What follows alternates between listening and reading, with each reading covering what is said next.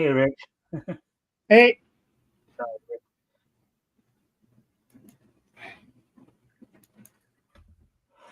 All right, so welcome everybody. Rick, you got here a little tad late, but well, technically, I got here on my thing. It said it was still 8:59. You didn't notice me till 9 o'clock after you yeah, started.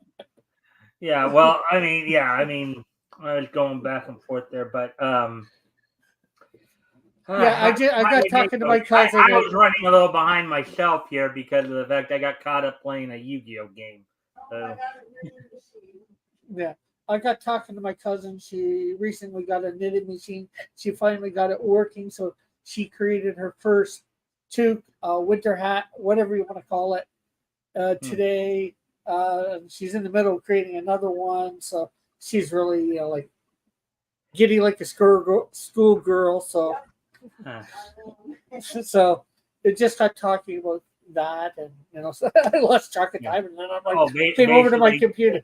And with winter right around the corner there, she's probably excited to start getting to work on some winter wear, knitting some winter wear there. Huh?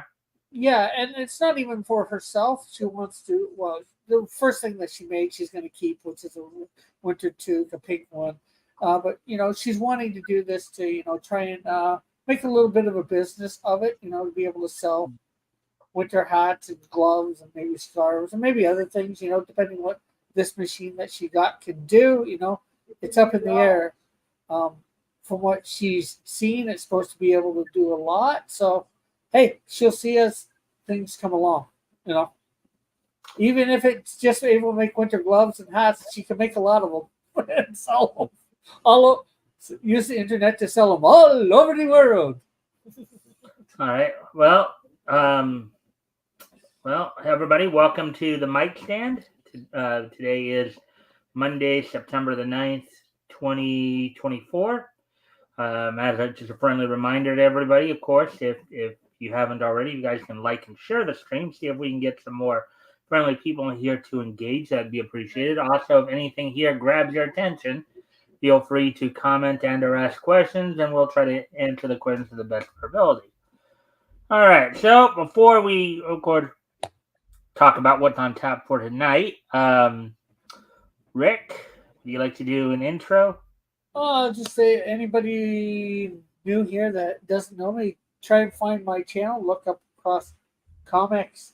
There's the name and the thing. I'm here on YouTube, and hopefully you can find me. If not, look up crosscomics.ca, and there should be a link somewhere on there. I think for YouTube. I should make sure there's a link page on my website for YouTube more often. Hmm. I got once I get settled into my new place, I got a lot of stuff to do and catch up on.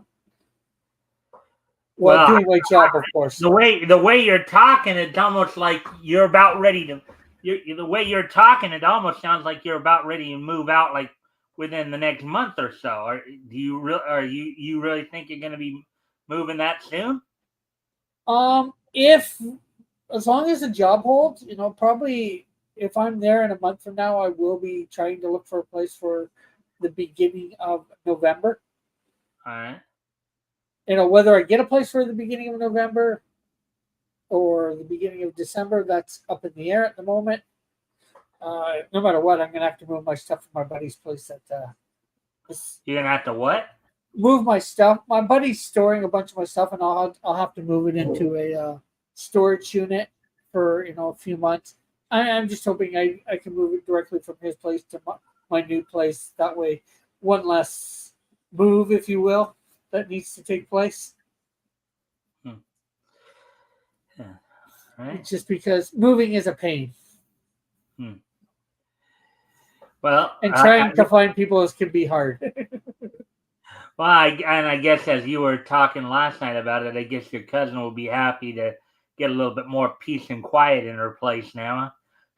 Just more for she said, just more for my snoring, Uh, because I know I snore. I don't hear myself, but other people tell you. Tell me well, that I you snore. So. you may. I don't know if you Actually, thought about technically, I've this, heard but you might myself. want to go. you might want to go see a respiratory specialist because Yeah. the thing was they told me when I was snoring, it could be a sign that you might, if you're not um, you don't have a CPAP, do you? No, You no. don't. Yeah, you, I've snored since I was a kid, I believe. So it's nothing new, like so that's over 40 years of snoring. It's maybe somebody could because do something for me. snoring they say is a sign of sleep apnea. So, um, Yeah, I don't know. I always have a good night's sleep, or 90% of the time I have a good night's sleep. You know, so I'm not worried in in any way, shape, or form about that sort of thing. So it's you know, you know, almost everybody in my family, especially the guys, snore. And we snore loud. all right. So Well, yeah, uh, I've snored myself awake before. I've even actually, I was gonna say I didn't hear myself snore, but I can be wide awake and snore at the same time. So I've heard that myself snore well. So and it sounds like Anita's trying to chime in the background there. yeah, she's just saying that she can vouch for me being able to snore while wide awake. So, but obviously, I haven't heard myself. But that's the thing: if somebody tells you snore, you can't argue with them. You're asleep. You Yeah. don't know whether you snore when you're asleep. Oh yeah, I know. I mean, it's funny. Sometimes people will pick up on things that you yourself. I mean, Rick. Just from your interactions here online, as well as when we were actually in each other's physical presence when you came out to California Yeah, for that convention. I think you pretty much have figured out by now. I'm a pretty loud, gregarious guy. yeah, I'm a pretty loud, gregarious guy. It's like I yeah. don't. People always, particularly my sister, will always have to remind me to like kind of calm down because it's like I can get loud real fast. Part Oh of it. yeah, the same here. I can get loud real fast. Sometimes I realize I'm doing it though. It's too Yeah, late. Just part of it's because I just get like into whatever subject. we grew up in a house of yellers, but also just just also Oh, just me. for me, it's just I'm naturally loud. Mhm. I've All right, always been so naturally loud. But anyways, yeah, on to the topic of the night. all right, so we are going to go over, of course, a couple of articles from Bounding into Comics. One of them is going to be talking about, I guess the I guess first issue coming out of Exceptional X-Men, in which Marvel Comics has confirmed that Kitty Pryde will be bisexual in the debut issue of Exceptional X-Men.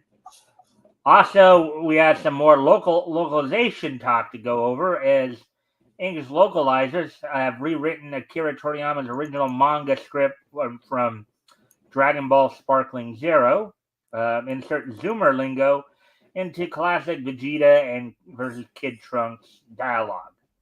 So those are the two articles we're going to go over. Those are kind of the two I was looking at last night, but figured just push them back to today, and that way we'd have. Um, but with all that being said, oh wait, let's see. Oh yeah, I gave you a chance to promo. You just chose not to share any Yeah, links. not too. I just kept it short and sweet to the point.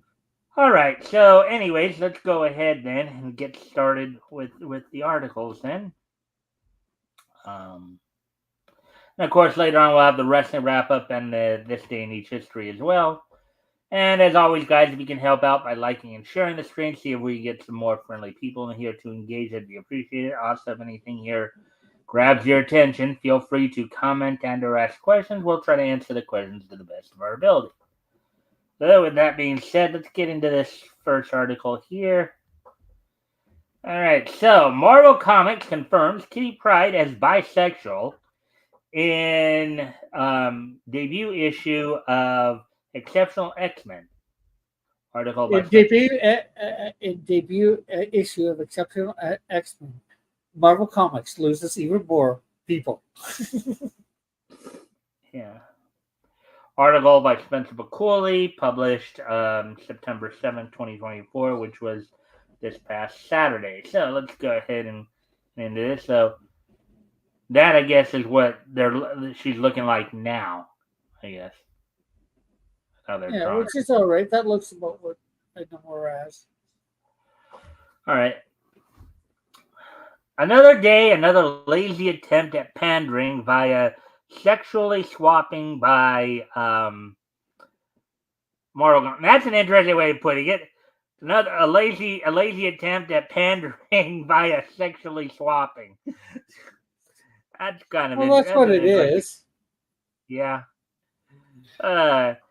This time, as the first issue of Exceptional X-Men has outright confirmed that the titular team's resident wall walker, Kitty Pryde, is canonically bisexual. The wall walker. That doesn't sound right. Spider-Man is a wall walker or wall crawler, meaning he crawls up walls. Wall walker would say you walk up walls. She walks through walls, so she's not a wall walker. Yeah, well, I mean, yeah, she passes through objects. So she's a phaser, I guess you could, a phase shifter. Is it? Go back to those. I know you can't really do a lot. Those X-Men uniforms, the colors look good, but the way that they do that X, it almost looks like a certain symbol.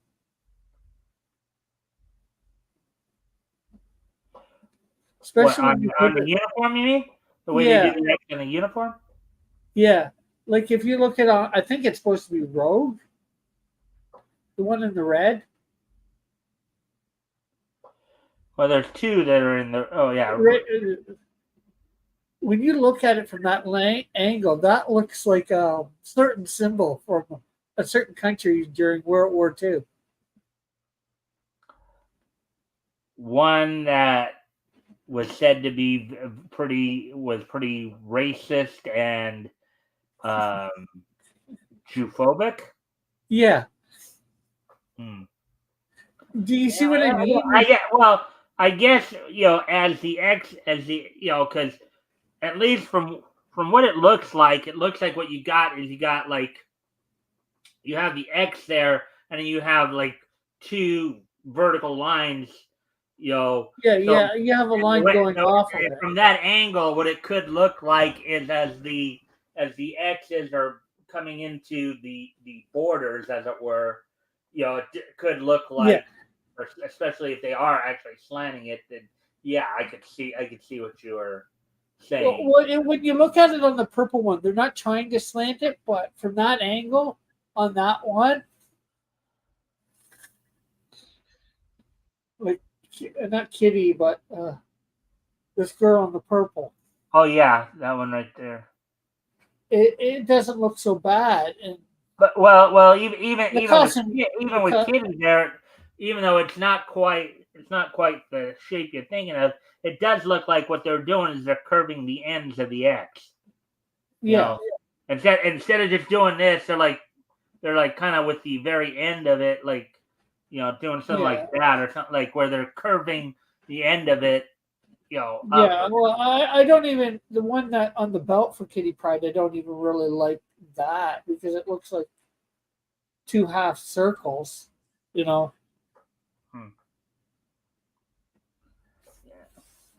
Just small critique of the art. Yeah, that's fine. I mean, that's kind of what one of the things that's one of the things that we go for here, right? Just picking up on these things. It's not just me about reading and informing people of what's said in the article. It's also giving commentary on what we're reading. It's like what's being said. Or in this case, what we saw, which is part of the article technically. The pictures are so. Yeah. Penned by Eve Ewing with art by Carmen Carnero, Nolan Woodward, and Joe Sabino. The latest entry in the X-Men lines from the Ashes Publishing Initiative centers on the aforementioned Kitty Pryde, who, in the aftermath of Krakoa's downfall and the Orcus War, is attempting to live a quiet life devoid of any mutant mayhem. In addition to finding a new home in downtown Chicago and a new job slinging suds, I'm guessing that means she's a dishwasher, I guess. Well, to me, singing says could be that. I'm thinking it's like drinks or what? No, beer. She's probably a wait. Oh, a bartender, maybe, yeah. Yeah, you know. But it's like she's in Chicago of all places. Kitty's fresh start also sees her putting herself back on the dating scene.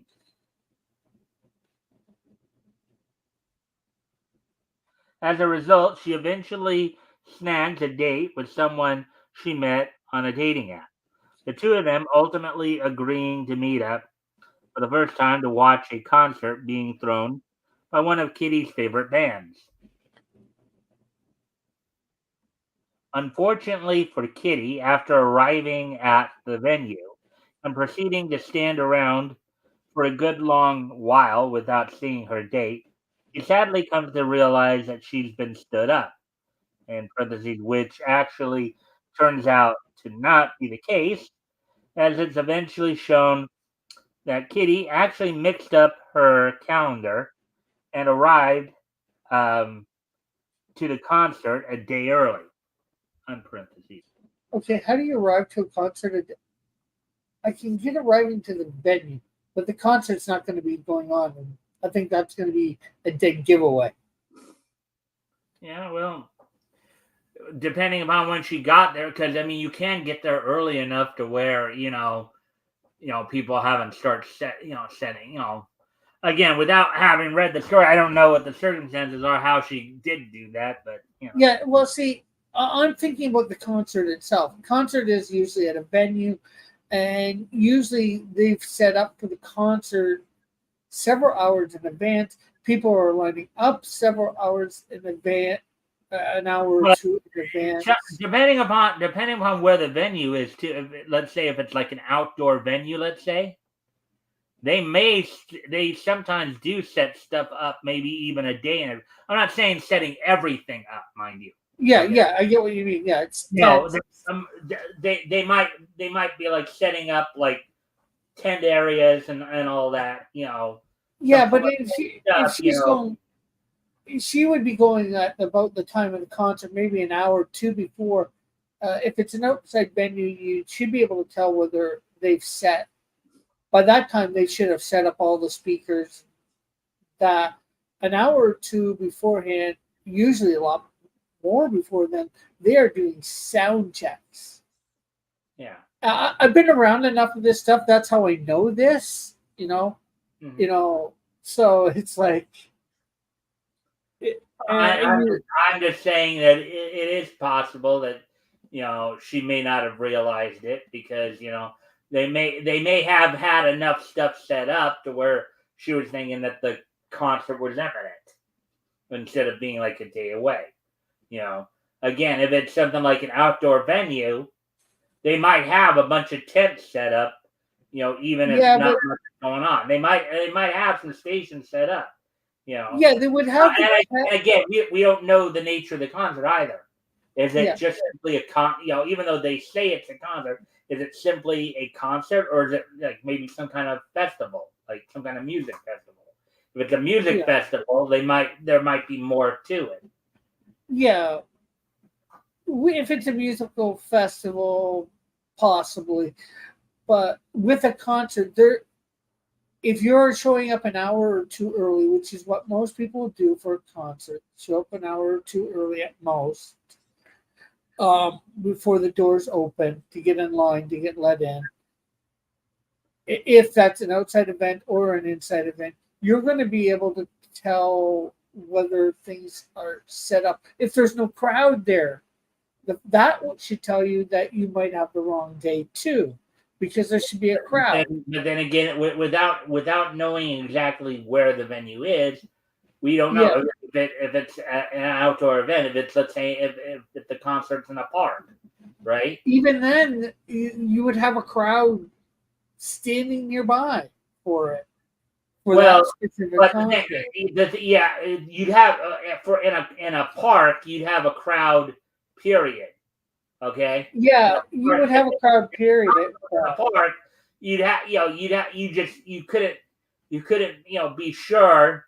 You'd naturally just assume that people are there for the concert. If it's, let's say, if it is like an outdoor event, like let's say it is outdoor venue, like it is a park. Let's say the concert in the park, right?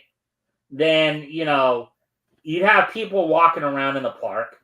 You'd have some indication that there could be a crowd there. It may not be big yet, and if she got there early enough, as you said, there might be a few people around. And it would be natural to assume, if you're thinking that the concert will be starting soon. Yeah, but at what point, if the concert was in a park, open venue, like you're talking, you would be able to see the setup on stage. And if you don't see anything set up on stage, that would be a giveaway that there's no concert. There's lots of. Maybe they had this stage set up a day early. Maybe Highly not everything on the stage, but.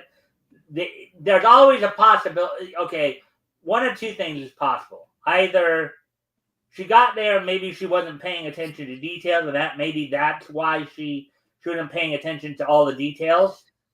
Yeah, because people are not always going to be necessarily paying like super strict attention. Yeah. To stuff, if they get there early, sometimes they get there early enough. Yeah, they might be just starting to set stuff up, or it may look like they're setting stuff up.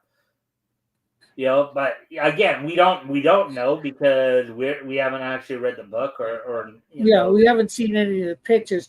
But I'm just going based on the little bit that's said here, from what I know of concerts and that, because I've been to, I don't know, 3 or 4 dozen concerts in my life. I've helped set up for concerts. Not major ones, but I know what it's like when I'm going to a concert, inside and outside. I don't get there 5 minutes beforehand and wait. It's not like going to a movie theater. Mm-hmm. It's a very different, thing. And they're talking like it's like a movie theater to me, anyway. Yeah. Well, anyways. Anyways, upon reaching this conclusion, Kitty proceeds to question, quote, should I text her?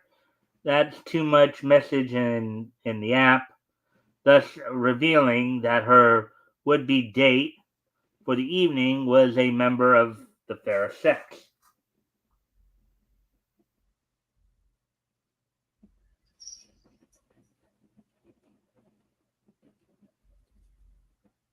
Oh, I see how they put it. So, should I text her? That's too much message in the app. Yeah, see, this is just outside some sort of street venue here. I can tell. So, well, it's still possible that stuff could be going on enough to where, especially if you're not paying attention. You're not paying strict enough attention. It's possible you could still be thinking that they are still setting up for the concert. Well, she would the concert would be inside the venue with looking at that, but you would see a line an hour or two beforehand for the concert. There's a few people. The way they got them there, you could interpret that is a line right there. Look how they. Yeah, they've got a few people. I wouldn't really. I guess you could, but I'm not sure whether I'd actually really interpret that as much of a line. You might not, but some people might. Yeah. I mean, obviously, if you get there early, if you get there early enough, right? You could now, and think about this too. let's say it is. Let's say that it is. Okay, so they said that the concert was a day away, right? And I'm sure you've heard of this happening too, since you said you've been involved in concerts. You know that in order to be the first to get into the concert, some people will camp out overnight. Yeah. Oh, yeah. That's and true. and be there right. Yeah, but not that many will camp out, and she's thinking she's going the day of. So the line should be a lot longer. Like the last concert I went to with that girl that I like, we got there like an hour early, and the or more, and the line was already like around to the corner and halfway down the next block. And that's for people that had already purchased tickets. Again, I think to answer your question, though, I think she didn't realize it, maybe because she wasn't playing strict enough, and there just may have been just simply enough signs there to suggest that the concert was imminent. To her perspective, maybe as Yeah. your perspective, you might not agree, but from her perspective, right? Maybe Yeah. she saw enough signs there that the concert's imminent. So, anyways, moving on with the article here. Notably, while Exceptional X-Men presents the first outright confirmation of Kitty as bisexual, it is not the first issue to hint at this development. As seen in 2019's Marauders Volume 1, Number 12, following her first ever, in small quote, return from the dead, courtesy of Krakoa's mutant technology, the newly christened Red Queen swears herself to taking revenge against the man who initially put her in the ground, Sebastian Shaw.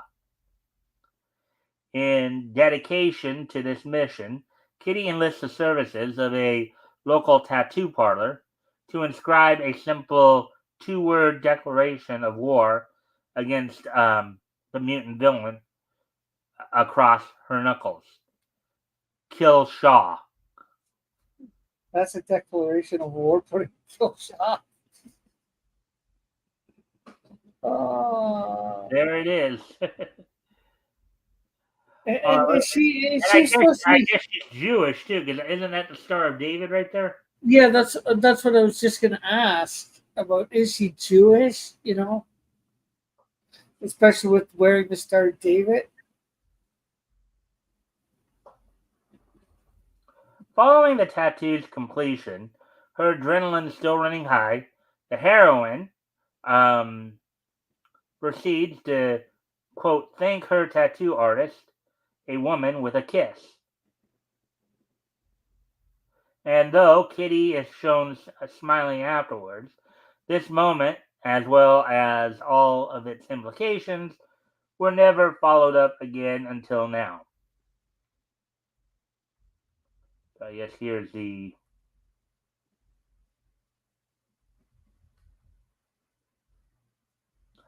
And look, even Wow. the tattoo. Look at the eyes of a tattoo artist right there. She seems Yeah, to. like shocked.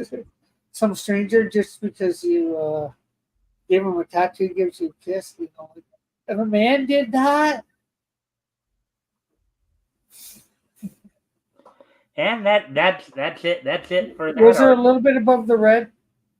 I thought Huh? there was just. I thought there was a little bit above that red lettering.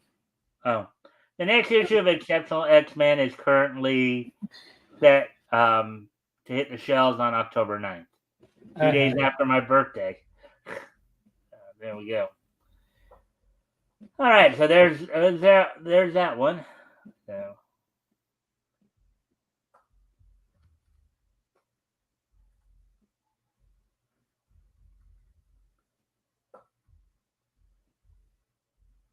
And I guess some newer articles came in. That's why. And then here's the next one. We'll get to that here in a sec. Let's see. Before, of course, saying no. I guess nobody has come in yet. Not even Goodnight Spoon. No. Hmm.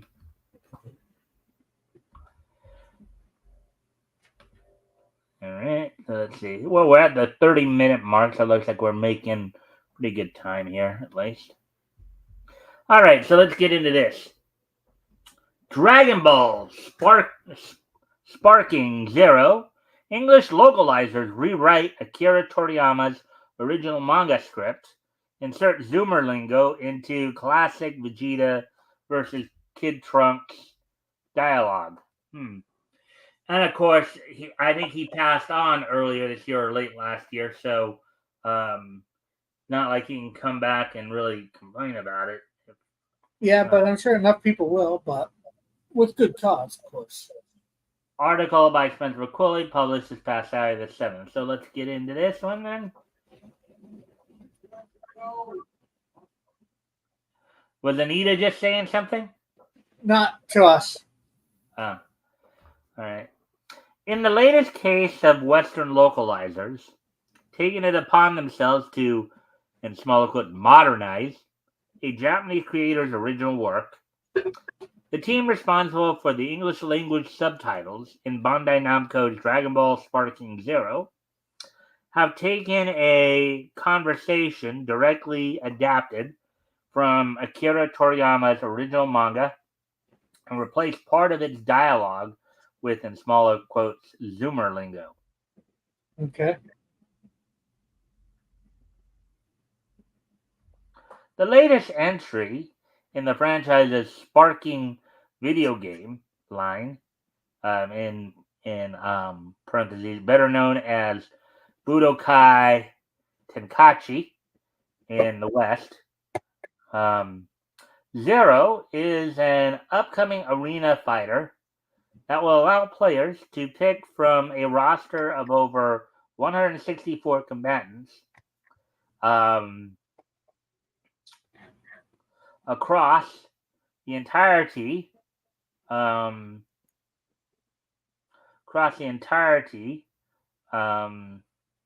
of the series history, including Dragon Ball Daima, and battle it out in classic key infused fashion.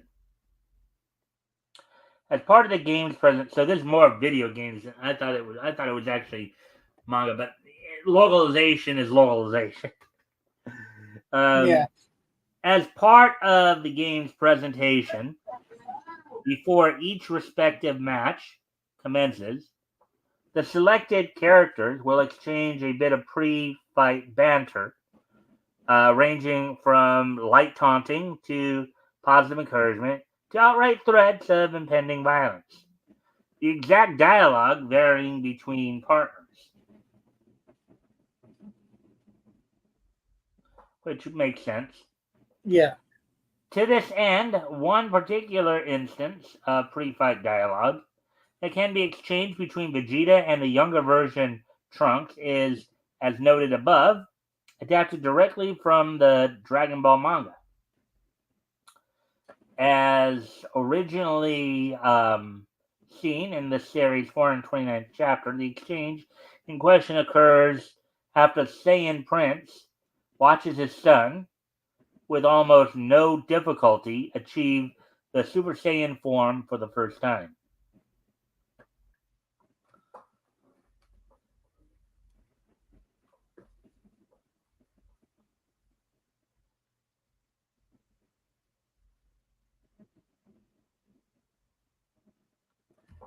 Shocked by the speed of his development and curious as to the extent of his power, Vegeta proceeds to challenge Trunks by asking him to, quote, try to hit me, unquote. Now that's gotta be a very interesting exchange right there. Your father basically telling you, try to hit me. Rick, how do you think you might respond if your father asked you to try to hit him? I don't know. I have hit him. Now that was on purpose, but I hit him with an 8-page sledgehammer, almost full force one time. Whoa! Didn't break a bone. He didn't go down. I could have hit him a second time, but that's. Oh boy! But if he actually said to hit him, well, the joke was, he said, "When I nod my head, you hit it." So he nodded his head. I hit it. Oh, is that what happened? It was on a job site that it happened. Like I said, it was purely by accident. So, um, in You real life, actually you hit it. You hit your own father in the head with a sledgehammer. yeah, not purposely. Ah. I Like, hope. I would imagine. I guess he obviously was okay because he's still alive, obviously. But yeah. Like I said, I hit him. I hit him right here, right, oh, square in the jaw, right there. oh, square in the jaw. Okay, so it wasn't like on top of the head; it was in the jaw. Yeah, right on the cheek, if you will. Oh, okay. And he did not go down. He did not break a bone. He was dazed. That's it. Yeah, I think It most would people would get, be at the very least they got hit with a sledgehammer like most that. people would have a broken jaw and on the ground. Hmm. My dad was neither of those. But Your dad sounds like a pretty tough cookie. yeah.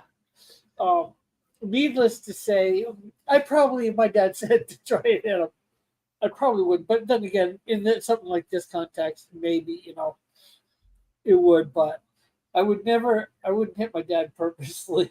Right.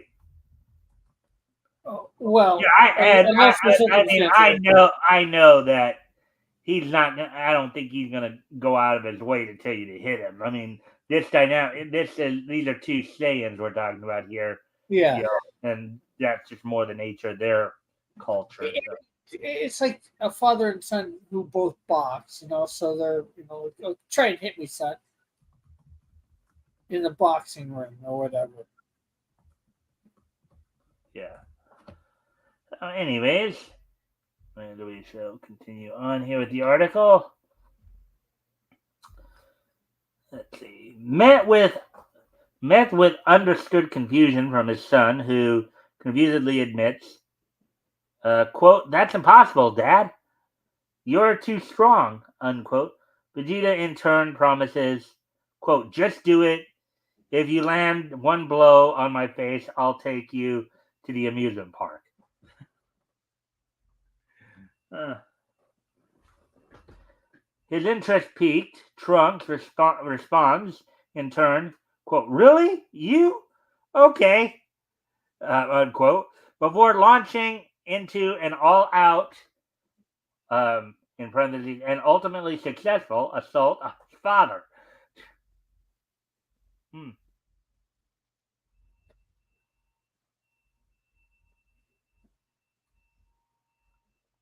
Unfortunately, as per screenshots shared by Sparking Zero Twitter fan account at DBS Sparking News, said game has updated this conversation with Zoomer audiences for Zoomer audiences.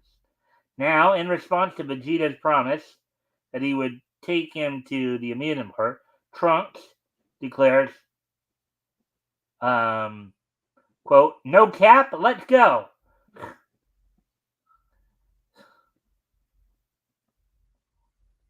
Okay. As of writing, it is unknown which other instances of adapted Dragon Ball dialogue, if any, have also been altered during their adaptation of Sparking Zero. Further, Bandai Namco has yet to offer any official comment regarding the localization choice. Yeah, well, it just makes no sense. First of all, no cap, let's go. I'm not sure what that means at all. And it obviously has nothing to do Well, I'm thinking it has nothing I to think do with Dragon Zoomer, Ball. like I guess this generation, they're called the Zoomers, where our parents were called the baby boomers, right? Yeah, Uh, yeah, but what? so I think this generation is called the Zoomers. I think let's see, to draw the comparison, no cap, let's go. It'd be I think for us to draw a kind of a comparison for us, if it was us, or our generation, it'd be something like, "No joke, let's go." It'd be something like that, I think. Yeah, I'm trying to Player, look it up. oh, go ahead. I'm trying to look it up and what it means if I can. Well, you can just look at it based on the context. I don't know if there's going to be any kind of like reference to it. I think it's just one of those like terms that this generation just happens to use more of. You know.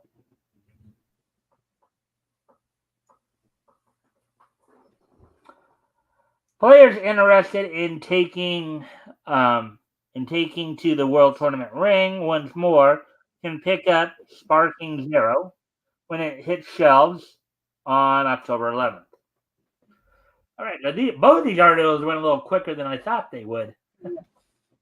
Um, Yeah, well, oh, apparently the no cap means a modern way to explicitly emphasize that you're not lying and are completely and utterly serious.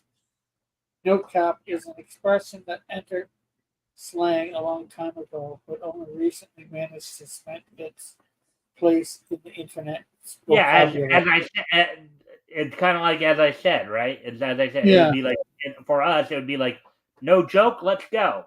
You know. Um, it doesn't, with that replacement, it doesn't seem too serious.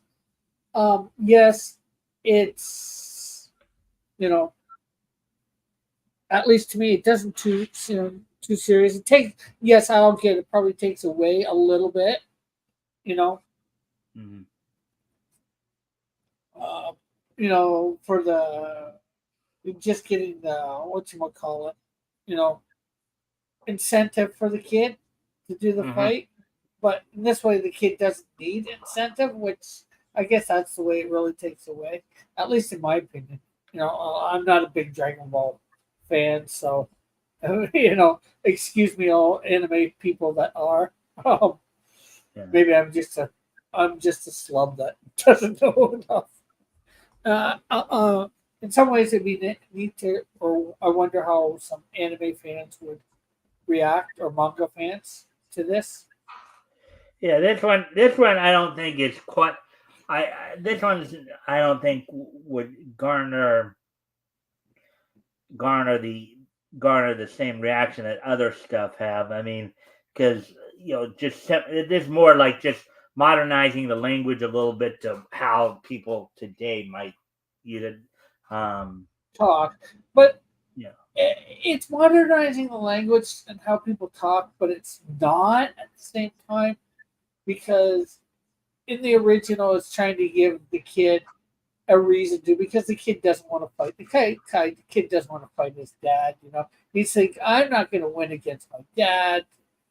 And in this case, he's just seems to be a little too eager to fight his dad. There's I guess the little bit of I would say possible difference between the two um, scenarios and how they Hmm. play out. But it's a video game too, so that there's a big difference too. Hmm. All right. So, anyways, we're gonna move on to the wrestling wrap up now, as we're 45 minutes. We're at the 45-minute mark here. So quite a bit of stuff going on over the weekend. Of course, TNA getting ready for its Victory Road pay per view this Friday. Um, AEW having its All Out pay per view this past Saturday, and of course WWE trucking along as well. So first off, I'm going to go back to last Thursday's Impact as they continue to work their way towards this week's Victory Road pay per view. As soon as I find that, let's see.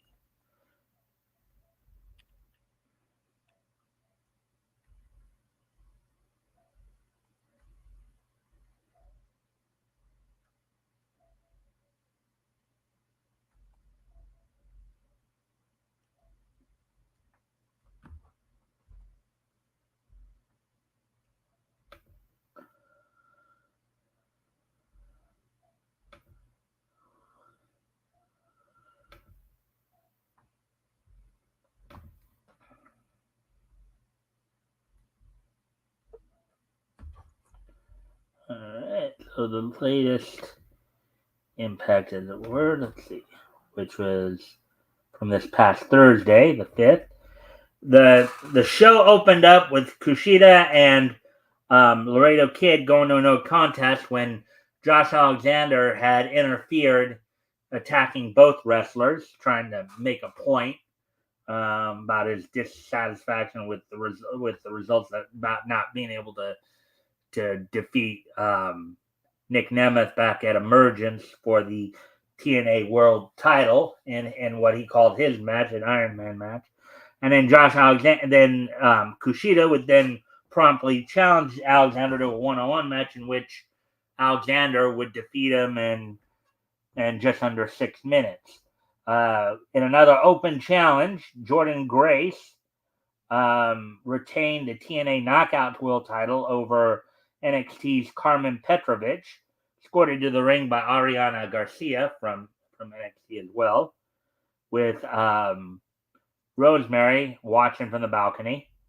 In a match leading up into their rematch for the TNA X Division title, Mike Bailey and current champ Zachary Wentz team up against the Good Hands as Jason Hotch and John Schuyler came out to try to jump the two men, as Hotch was also involved in the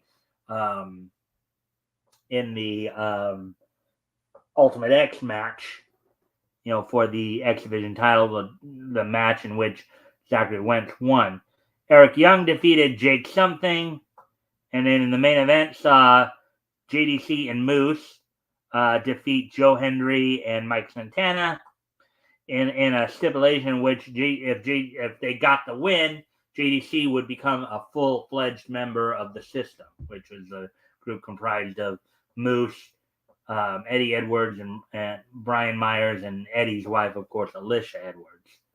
So that all happened on this past Thursday's Impact.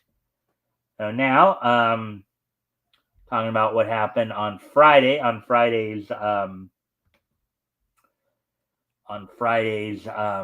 SmackDown.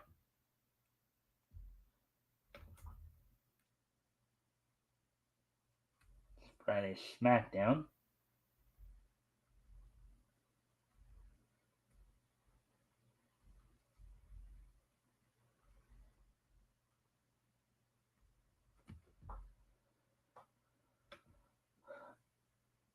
On this Friday's SmackDown, as they're building up towards the Bad Blood pay-per-view, I believe, on October 5th, I believe.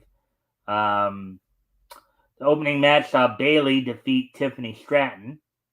Apollo Crews squashed Giovanni Vinci in 4 seconds. In a triple threat match, Kevin Owens defeated Austin Theory and Grayson Waller. Chelsea Green defeated Michin in a one-on-one match. In an 8-man tag match, the Bloodline members of Jacob Fatu, Solo Sikoa, Tonga Loa, and Tama Tonga defeated the 2 tag teams of DIY of Tommaso Ciampa and Johnny Gargano, and the Street Profits of Angelo Dawkins and Montez Ford, who had B-Fab in their corner. So that happened on SmackDown, and now moving ahead to All Out, the All Out pay-per-view has some major stuff happened there. No title changes, mind you, but some interesting developments happened at that event, and we'll get to that in a moment here. So first off, on the pre-show, on the 0-hour pre-show for All Out, opening match on the pre-show saw the Acclaimed of Anthony Bowens and Matt Sasser with Billy Gunn in their corner defeat the Iron Savages of Boulder and Bronson, Jack Jameson in their corner. In a 6-man tag match, the Ring of Honor World Tag Team Champions, Dustin Rhodes and Sammy Guevara, teamed with Hologram to defeat the premier athletes of Arya Davari, Tony Nese, and Josh Woods. Another 6-man tag match, the former AEW World Trios and Ring of Honor World 6-man Tag Champions The Bang Bang Gang of Austin Colton Gunn and Juice Robinson defeated Dark Order, the trio of Dark Order of Evil Uno, Alex Reynolds, and John Silver. And then the main event for the pre-show, the countdown show, in a 3-way 6-man tag team match. You saw the Undisputed Kingdom of Roderick Strong and Mike Bennett and Matt Taven defeat the teams of Action Andretti and Top Flight, the Martin brothers, Darius and Dante Martin, and the Shane Taylor Promotions duo of Lee Moriarty and Shane Taylor, who were teaming with the Beast Mortos. So that was on the pre-show. Now on the main all-out event,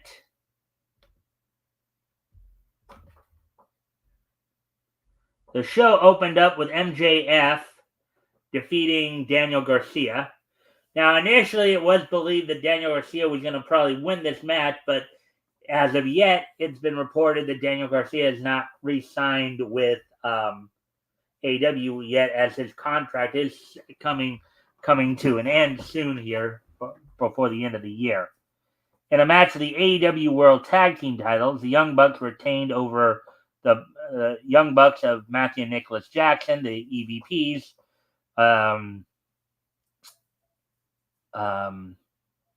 They retained over the Blackpool Combat Club duo of Claudio Castagnoli and Wheeler Yuta. Will Ospreay retained the AEW International title over Pac, who is, of course, the the current World Trios title holder, with the aforementioned 2 members of Blackpool Combat Club. In a Chicago street fight, Chris Statlander defeated Willow Nightingale, getting some evening up the score between some matches they've been having of late. Kazuchika Okada retained the AEW Continental title in a 4-way match over Konosuke Takeshita, Mark Briscoe, and Orange Cassidy. Mercedes Moné retained the TBS title over Hikaru Shida. Bryan Danielson retained the AEW World title over Jack Perry in a match that ended up seeing members of the Blackpool Combat Club turn on Danielson, as he was also a member of the group, in which ultimately John Moxley, along with Marina Shafir, Pac, and so Moxley and Claudio Castagnoli attacked Daniel Bryan as Pac and Marina Shafir held Wheeler Yuta back, kept him from getting involved, as Yuta was apparently not part of the plan to attack Danielson, which led to a incident that they did, a bit of a scene they did that caused quite a bit of controversy, in which, as part of the attack on Danielson, Moxley tried to choke him out by placing a plastic bag over his head. A move that mimicked something that back in 1989 Terry Funk did during his feud with Ric Flair back then. So, more details to come on to why this all happened in probably the coming week here. And then in the Lights Out Steel Cage match is the main event. Hangman Adam Page defeated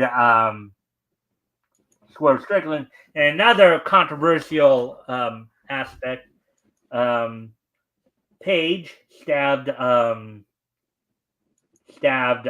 Swerve Strickland with a needle. Some people thought he was trying to drug him or just trying to stab him, but it more or less. But that's all we got for the wrestling wrap-up. So now what we're going to do, of course, we're going to move on to this day in each history. So with today being Monday, September 9th, 2024, Let's take a look back at this day in each history. History 98, 2019. Story. So first, I'm going to head back to 1998, which of course was 26 years ago. On this date, 26 years ago today, um, the 15th issue of Flintstones and Jetsons from DC Comics went on sale on this date in back in 1998. It sold for $1.99. It was 36 pages. The Flintstone story in the book was the return of Superstone, and the Jetsons was Cyber Socks. So this is, of course, I guess, in connection to Cartoon Network and what they were doing there at the time. So on this date, 26 years ago today, the 15th issue of Flintstones and Jetsons went on sale on this date back in The Superstone, who Fred I think was being, sounds like it's supposed to be Superman, but he looked more like the greatest American hero. Yeah, I noticed that too when I saw that. And I did just see your private chat, by the way, your private message. Yeah, that was about 5 minutes ago. You don't need to pay attention to it now. It's while you're doing the wrestling wrap up. Yeah. Anyways, moving on to the next piece of niche history here. Moving on to 2009. On this date in 2009, which was 15 years ago today, Focus Features released the science fiction film, the animated science fiction film 9 from Shane Acker, produced by Jim Lemley, Tim Burton, Turner, and Diana Ginsburg. Set an alternate version in the 1940s, the film follows a ragdoll labeled 9, who awakens shortly after the end of mankind following the uprising of machines. The film features the voices of Elijah Wood, John C. Reilly, Jennifer Connelly, Christopher Plummer, Crispin Glover, Martin Landau, and Fred Tatasciore. Of course, John C. Reilly and Fred Tatasciore were pretty well-known voice actors at the time. John C. Reilly, I think, around the same time was also doing. I think he might have been doing the Adams voice in the not the Super Friends, but the Justice League cartoons, I believe. But anyway, so 15 years ago today, the Shane Acker's 9 premiered in movie theaters on this date back in 2009. And moving ahead to 5 years ago, 2019, on this date, on the Go Home Raw before a break, I believe it was Breaking Point or no, it was the Go Home Raw before a pay-per-view. From Madison Square Garden, New York City, New York. The main event saw Seth Rollins, Braun Strowman, Cedric Alexander, and the Viking Raiders defeat Yoshi of AJ Styles, the Good Brothers of Carl Anderson, Luke Gallows, Dolph Ziggler, and Robert Roode in a 10-man tag team match. Natalya defeated Lacey Evans. In a triple threat King of the Ring semifinal match, Baron Corbin defeated Samoa Joe. And the show actually opened up with Cedric Alexander defeating AJ Styles via DQ. So there we go with that. So with that, I do thank everybody for being here tonight. Hope everybody enjoyed the show. With that, before we head out, Rick, would you like to do an outro? Just anybody that's out there watching after, just check out Gus Comics here on YouTube. And everything else shall fall into place. All right. So with all that being said, I thank everybody for being here. I hope everybody enjoyed the show, and we will see you all tomorrow. Bye. Because it's only a day away.